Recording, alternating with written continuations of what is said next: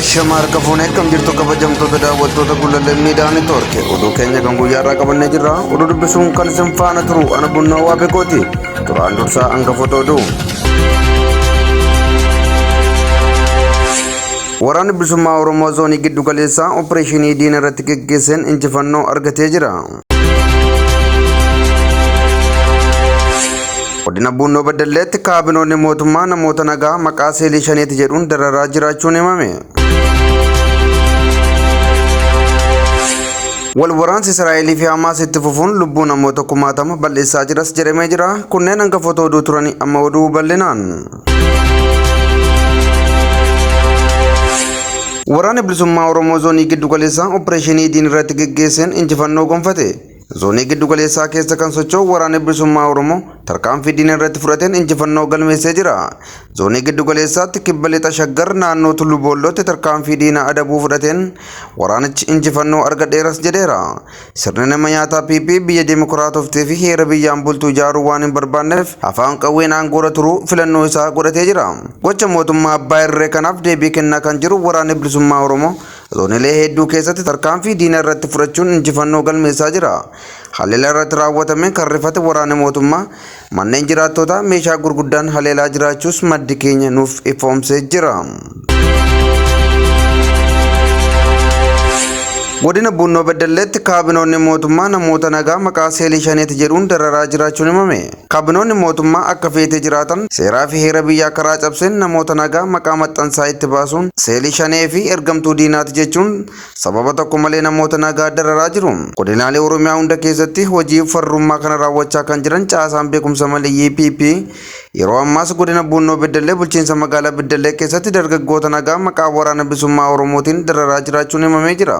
Akka maddi keenya achirraa nuuf himetti kaabinoonni mootummaa aanaa Beddellee nama maqaan isaa Gammachuu Gaaromsaa jedhamu sababa tokko malee hidhanii giraarsaa jiraachuu himeera. Namni maqaan isaa armaan olitti ibsame kun dhalataa godina Wallagga Bahaa hoggaa ta'u dhimma hojiif gara magaalaa Beddellee kan deemedha.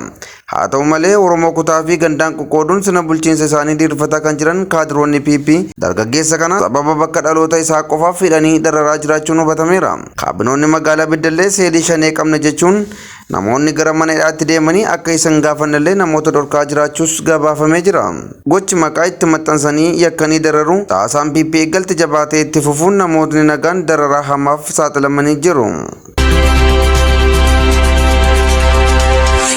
Godinaalee Arsii fi Shawaa Lixaatti hidhamtoonni mana hidhaatii baafamuun miliqfamanii eessa buuteen isaanii dhabamaa jiraachuu maatiin hidhamtootaa dubbatan.